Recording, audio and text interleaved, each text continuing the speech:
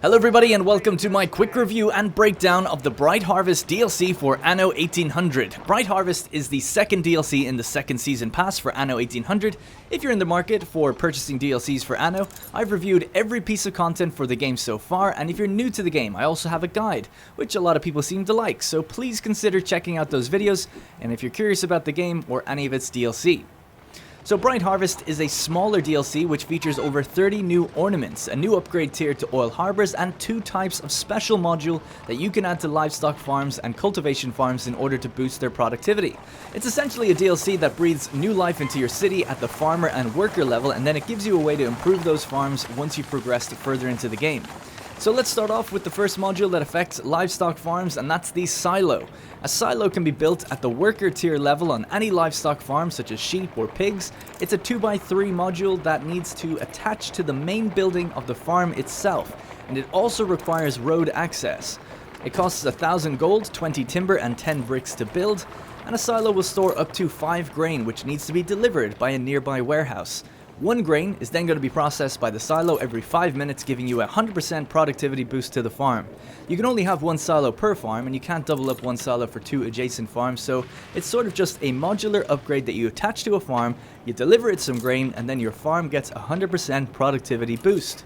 In effect, this means that your livestock is processed twice as fast as normal, so you only need half as much as you'd normally have, which saves a lot of space. Adding lots of silos will put more strain on your warehouses though, as the grain needs to be delivered to each one. As well as this, it also puts slightly more strain on your grain production. Consumption is slow though, at 5 minutes, so it means 5 silos will completely cancel out 1 grain farm. Now in my campaign I used to have 16 pig farms on my island used for sausages, soap and tallow, but after adding a silo to each pig farm I was able to remove 8 of them and still produce the same amount. This saved a bunch of space and made the place a lot more attractive in the process. So the next module you'll get doesn't happen until much later in the game, and it's much more complex. When you reach 500 engineers, technology will advance and you'll be able to use tractors on your farms. To do this, you place down a tractor barn module which costs 5,000 gold, 20 steel beams and 10 steam motors. So much more awkward to put together than a silo. But like the silo, it's a 2x3 size and it needs road access and it needs to connect to the main farm building as well. Now when the tractor barn is placed, it'll allow you to increase the size of the field by 50%. So a grain field of 144 slots can now go up to 216 slots. However, the tractor barn only activates when it gets refined fuel delivered to it. To fuel the tractors, you need to place down a new building called a fuel station. This costs 25,000 gold, 30 timber, 50 bricks, 40 steel beams, 10 windows, and 10 reinforced concrete. And it also takes 75 workers to operate, so quite the upheaval. It's then going to need a railway line in, as the building requires oil to process into fuel. The fuel station supplies fuel then via the streets with little carts that make drop-offs to the nearby barns. Once the barns have their fuel, the tractors mobilize and you get your 200% productivity out of the farm. And it's also going to reduce the workforce of that farm in half. The fuel will then also take 5 minutes to consume, so it doesn't need to be delivered that often. So this means your farms will now output their goods at 3 times the rate. So in my campaign here, I transformed my grain production from having 12 fields to having just 4 fields, all supplying the same amount as before. I built a train line that goes through multiple stations to supply them with oil, and also improved the potato farms in the same way. In total, combined with the silos, I saved about a third of the space I had dedicated to the farms, and I had fun doing it. It also works in the new world. The costs involved are all the same, except you're going to need 75 obreros to work the area, but space always feels really tight in the new world, so to reduce the space needed for cotton farms or sugarcane, it's extremely valuable. The last gameplay addition to the DLC is the Oil Harbor upgrade. Now typically an oil harbor goes from small to medium to large, and now with the DLC you can level it up one more time to Grand Oil Harbor.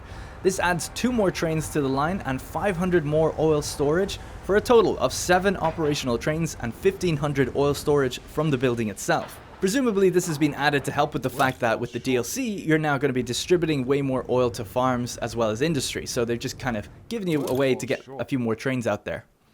So moving on now, let's take a look at the ornaments. First, there are 14 new agricultural ornaments at the farmer level. You get access to these pretty much instantly once you put some farmer houses down. The first 6 are part of a collection for a small wooden fence, which has the usual kind of turns and gaps and other things that fences have. Then there's 7 1x1 single grid objects: wood logs, a scarecrow, a swing set, an outhouse, hay bales, a signpost, and a flatbed wagon. And lastly, there's a 2x1 grid object, which is a clothesline. So pretty straightforward, and all of these ornaments sit on a base of grass that would blend with the grass ornament at the villager level. I'm pretty happy with these, though I very rarely use the fence, as most farms just come with their own, but you could maybe make a little farmer's park or something if you wanted to. I put mine around an apple orchard. It would be nice if they blended a little bit more, but that's the same with kind of all ornaments. They don't really blend with different terrain that they're on, unfortunately. Next, you'll come across the industrial objects at the worker level. So there's 25 of these, 13 of which are all part of a set of wall ornaments for both tall red brick walls and small wooden fences that kind of sit on stone. The red brick wall actually comes with a new 3-piece archway where you can kind of put a road through it, which is nice to kind of cordon off industrial areas while still allowing it, access to the buildings. There's then 6 single grid ornaments: a concrete flooring, which is used to kind of blend with all the other industrial objects, a water tower, metal tubes, wood barrels, wood crates, and metal tanks.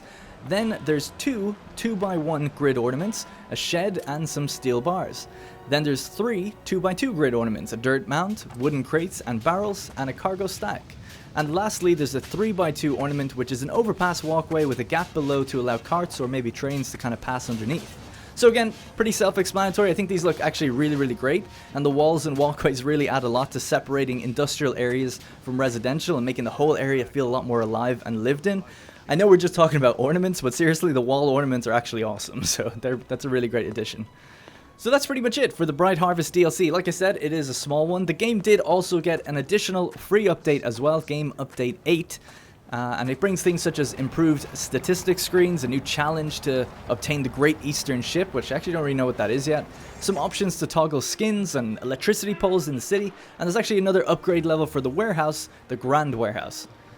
Now for me personally, because this is mostly cosmetics and just little optimizations, this isn't necessarily a DLC I would buy on its own, but as part of the Season 2 pack, which also contains Seat of Power and the upcoming Land of Lions, I think it is a great supplement to the game. Like I said at the beginning, I've done a review and overview of all of the DLC so far, and for me, my favorite is probably still The Passage, which adds the Arctic, but with Season 1, getting The Passage along with Botanica and Sunken Treasures felt like very good value for money in my opinion. So I think it will be worthwhile to do the same for Season 2 if you enjoy Anno 1800 as much as me. And that's it for the video. I know I can sound quite overly positive about Anno, and people probably aren't used to that. I just really, really enjoy the game, and playing it again this week has been an absolute blast. Thanks again for watching, and I'll see you in the next one.